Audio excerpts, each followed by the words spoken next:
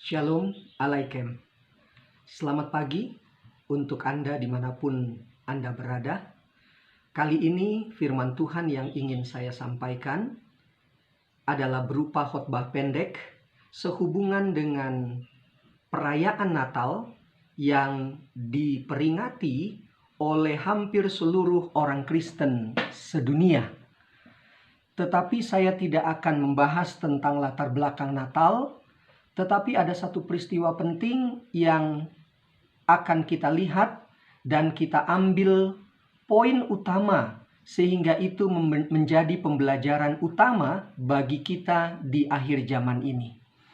Kita belajar dari sejarah untuk kemudian kita ambil hikmahnya, kita ambil poin utamanya sehingga kita lebih mempersiapkan diri untuk kedatangan Kristus yang kedua kali. Bila mana kita membuka 4 kitab Injil, maka kita akan mendapati cerita tentang kelahiran Kristus hanya ada di 2 kitab Injil saja, yaitu Injil Matius dan Injil Lukas. Sementara kitab Markus dan Yohanes sama sekali tidak menceritakan tentang kelahiran Yesus. Mereka langsung menceritakan tentang bagaimana Yesus memulai pekerjaan pelayanan penyelamatan. Bila mana kita membuka kitab Matius pasal 1 ayat 18 sampai 2 ayat 2 sampai 23, maka kita akan melihat cerita tentang kelahiran Yesus yang didahului dengan silsilah Yesus Kristus. Dan Lukas 2 ayat 1 sampai 20 cerita tentang kelahiran Yesus didahului dengan pemberitaan tentang kelahiran Yesus. Di sana kita akan melihat adanya percakapan, pertemuan antara Elizabeth dan Maria. Selama ini, secara umum konsep Natal itu hanya berbicara tentang kelahiran Yesus Kristus. Itu tidak salah. Namun hanya menjadi salah satu bagian dari berita yang sebenarnya. Berita itu adalah keseluruhan hidup Yesus itu sendiri. Sejak dilahirkan, lalu dia hidup dalam konteks pelayanan, lalu sampai kepada kematian dan kenaikannya ke sorga. Itu baru sempurna. Inilah yang disebut dengan keselamatan yang nyata untuk seluruh umat manusia. Dari kesempurnaan cerita tentang keselamatan yang dilakukan oleh Yesus Kristus, saya akan mengambil satu bagian yang cukup menarik untuk disimak. Mari kita perhatikan baik-baik. Kita akan melihat cerita tersebut di dalam buku Matius dan Lukas. Saya mencatatkan ada 3 hal yang menarik di sana yang saya gabungkan dari kedua buku tersebut. Yang pertama, kita lihat dari cerita tentang kelahiran Kristus yang didahului, yang pertama adalah didahului oleh pendahuluan cerita. Matius memulai cerita dengan dinamika hubungan antara Yusuf dan Maria. Dan jelas di sana dikatakan bahwa mereka bertunangan. Serta adanya pekabaran malaikat kepada Yusuf tentang kandungan Maria.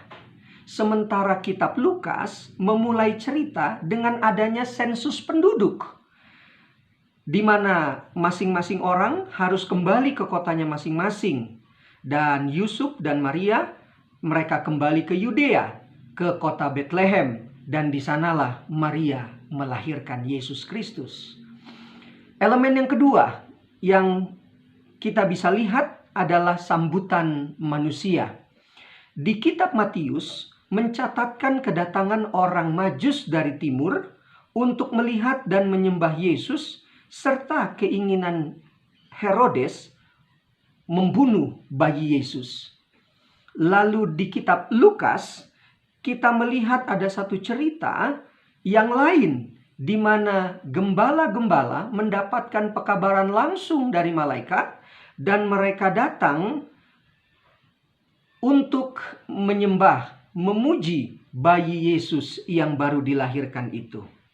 Dan elemen yang ketiga adalah adanya awal dari cerita keselamatan.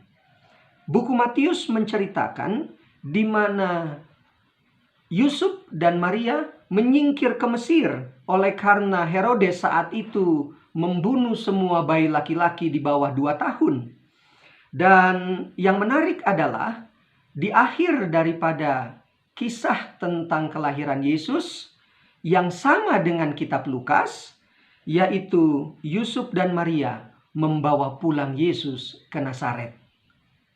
Buku Lukas menceritakan Yesus diserahkan kepada Tuhan di Yerusalem, dan setelah itu mereka kembali ke Nazaret.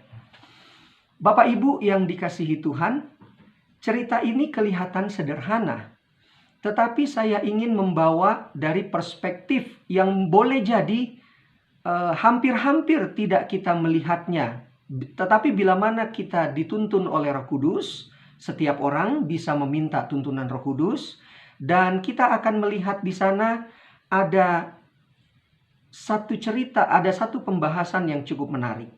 Aplikasi apa yang kita mau ambil dari cerita tentang Kristus, di mana Bapak Ibu bisa membacanya? Ada 2 golongan manusia yang menyambut kedatangan Kristus kedua kali.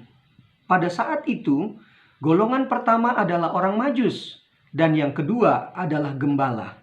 Kedua golongan ini mewakili orang-orang terpelajar atau bangsawan, dan satu golongan lagi mewakili orang-orang biasa atau kita sebut dengan orang-orang awam. Namun, semua manusia ini menandakan bahwa semua manusia tanpa kecuali mendapatkan kabar baik, yaitu Yesus Kristus yang disebut Immanuel, yang adalah Allah yang menjelma menjadi manusia dan menjadi juru selamat sekaligus pembela bagi orang yang percaya kepadanya.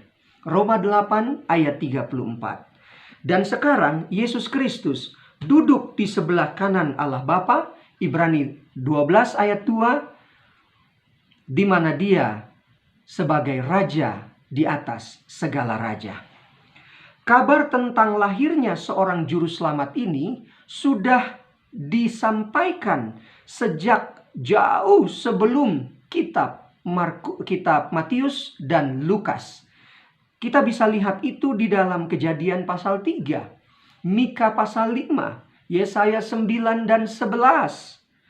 Semua itu menceritakan tentang hal-hal yang mendahului kelahiran Yesus Kristus. Pekabarannya sudah disampaikan. Demikian juga ketika Yesus akan mati di kayu salib, pemberitaan tentang kematian Kristus sudah disampaikan 4 kali. Anda bisa baca itu Matius 16, 17, 20, dan 26. Tetapi kedua peristiwa ini hanya disambut oleh segelintir orang saja. Perhatikan baik-baik Bapak Ibu. Ketika Yesus lahir, hanya segelintir orang yang menyambutnya. Ketika Yesus mati, hanya segelintir orang yang berada di bawah kayu salib itu. Ketika Yesus bangkit dari kubur, hanya beberapa orang yang datang ke kubur Yesus. Hanya untuk membuktikan apa benar Yesus sudah bangkit. Dan ketika Yesus naik ke atas ke sorga, kira-kira hanya 50 orang saja yang berkumpul dan melihat kenaikan Yesus ke sorga. Bapak Ibu, hal ini menjadi menarik perhatian kita. Untuk semua kita yang hidup di akhir zaman, pelajaran dari peristiwa kelahiran Kristus di mana manusia menyambutnya hanya segelintir orang saja. Apakah kedatangan Kristus kedua kali pun hanya segelintir orang yang menyambutnya? Lukas 17 menyatakan, sama seperti kehidupan manusia di zaman Nuh dan Lot, yang kawin dan dikawinkan, makan dan minum, membeli dan menjual, menanam dan menuai. Semua manusia sibuk dengan mencari keuntungannya masing-masing dan tidak memberikan perhatian kepada detik-detik menjelang kedatangan Kristus kedua kali. Berdasarkan Matius pasal 24, cerita tentang kedatangan Kristus kedua kali sudah didahului dengan pekabaran adanya tanda-tanda kedatangan Kristus kedua kali. Lalu Paulus dalam kitab Kisah sudah juga memperlihatkan dengan jelas bagaimana cara kedatangan Kristus yang kedua kali. Sama seperti dia naik ke sorga dibungkus dengan awan, seperti itulah Kristus akan datang. Lalu Lukas 17 ayat 27 juga menyatakan, seperti kilat memancar dari ujung langit yang satu ke ujung langit yang lain, seperti itulah Yesus Kristus akan datang kedua kali. Sejarah bisa terulang. Seperti halnya kedatangan Yesus Kristus pertama di Bethlehem, hanya segelintir orang yang menyambutnya. Jangan-jangan Anda dan saya tidak menyambut kedatangan Kristus kedua kali oleh karena kita sibuk dengan kehidupan setiap hari. Yang sebenarnya Yesus sudah atur, tetapi oleh karena kita atur-atur, semuanya menjadi kacau. Wahyu 17 ayat 14 mengatakan, yaitu mereka yang terpanggil, yang telah dipilih dan yang setia. Inilah orang-orang yang akan menyambut Yesus. Kita mendengar panggilannya, kita menyatakan diri siap untuk dipilih, maka kita siap menyambut kedatangan Kristus kedua kali. Roma 11 ayat 7, terlalu banyak orang yang menegarkan hatinya untuk tidak melihat tanda-tanda zaman, pekabaran yang sudah disampaikan sebelum Kristus datang kedua kali. Belajarlah dari orang-orang yang hidup ketika Yesus datang di Bethlehem. Berapa banyak yang sambut Yesus? Sekarang, bertanyalah pada diri sendiri, apakah aku akan menyambut dia pada kedatangannya kedua kali? Bila namamu disebut, bila namaku disebut, adakah aku di sana? Ataukah kita akan menggenapi Matius 8 ayat 12? Sedangkan anak-anak kerajaan itu, ayat ini sama dengan 1 Petrus 4 ayat 17, yaitu mereka yang ada di dalam rumah Allah yang menyatakan dirinya pengikut Kristus. Tetapi mereka akan dibuang. Yesus berkata, aku tidak mengenal engkau, pembuat kejahatan. Semua akan dicampakkan ke dalam kegelapan yang paling gelap. Di sanalah akan terdapat ratap dan kertak gigi. Siapa yang terdahulu akan menjadi terbelakang.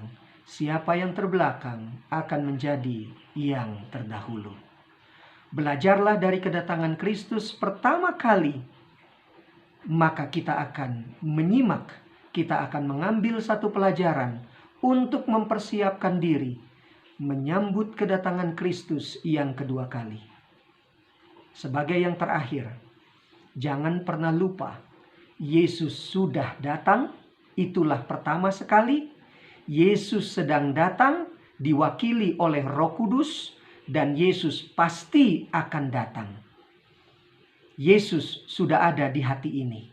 Tetaplah jaga baik-baik, kita akan menyambut kedatangan Kristus kedua kali. Dan itu sebuah realita hidup yang harus kita jalani. Tuhan memberkati. Amin.